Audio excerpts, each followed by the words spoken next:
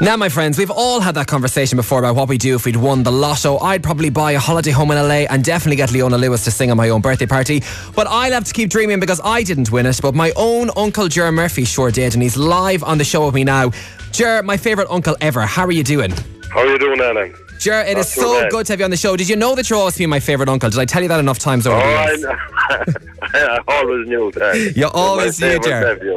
Well, Ger, first of all, I just have to say congratulations. You're now €6.38 million the richer. How does it feel now that you've had a couple of days for it all to kind of sink in? Oh, it's just sinking in now. I got the cheque today and put it in the bank, and it seems real now. And how did it feel lodging all that money into your bank account?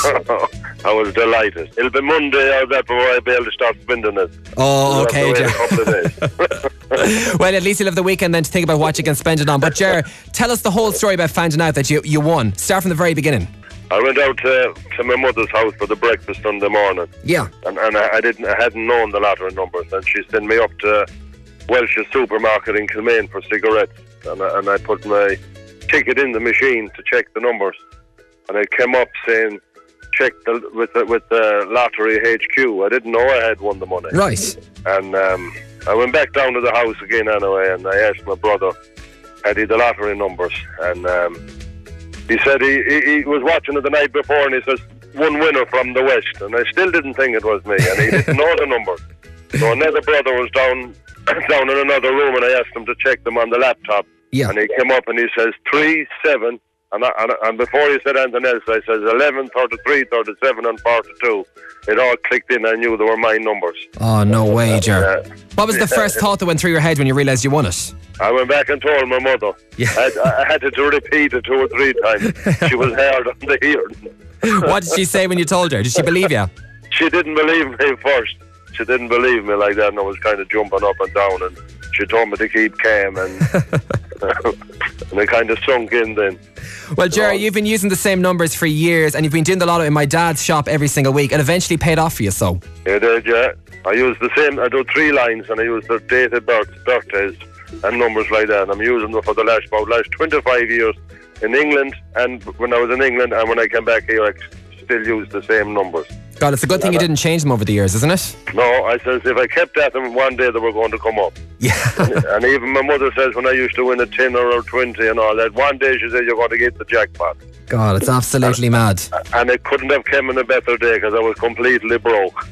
Oh, it's such an amazing story though, Ger. And as you said, you lodged the money yesterday. You lodged it today, but you collected it yesterday at the lottery headquarters. I bet you it's a day you'll never forget, and all your family were there to celebrate with you. We had a mighty night last night, all through the night. All evening, we had a great time in Dublin. We had up in the Burlington Hotel, and a great time at the Lottery HQ, and they gave us a great day out the other day. It was great. It must have been just as good as winning the money to have all your family with you as well to share in the joy. All my kids back from England and all that. We had a great time, and I'm looking forward now to going on holidays with them, and they help me to spend the money. Oh, brilliant. That's what I have to ask you next year, because every single person now wants to know, what are you going to do with all this money? I'm going to look now on a few nice brochures and nice sun, and lie in the beach for a couple of weeks. Oh, absolutely amazing. I might give you a couple of pounds. Oh, do so you'll have to look after your favourite nephew, Ger. We'll talk about that though another time. We'll talk about that when the interview is over. And if you have any plans to maybe buy a small island or maybe shares in Man United or anything, or a football team, no? You're not going to go all kind of Simon Cowell on us? No. I'm going to buy a house with a few acres with the help of God. Oh, absolutely brilliant. And a nice quiet, I'm going to pass all that. A nice quiet life. And as you said, Ger, as well, my granny always said you're going to win the Lotto. Did you think yourself though, someday I might just win this? Well, yes, I had a good idea. That's why I spent £30 a week in it to make sure I get it, between that and the Euro Millions and that. And the funniest thing about the whole thing is you were asked yesterday, are you going to keep doing the Lotto? You're going to concentrate now in the Euro Millions, I understand. Euro Millions, the big jackpot. The big jackpot. This is only the start for you, Ger. This is only the beginning, yes. Bigger things to come. Onwards and upwards, definitely, Ger. Well, you have to enjoy it. It couldn't happen to a nicer guy. I'm so happy for you, and there's so many good wishes coming into the show as well. Everyone's so delighted for you, Ger, and thanks a million for sharing your story with us here on the show. Just say one thing. Yeah. Jay Hayes from Haverhill, give us a bell. Perfect, Ger. Great. Thanks for being on the show. We'll talk to you soon. Bye-bye. The music you know and love. And the music in your head right now. On your Galway Bay FM.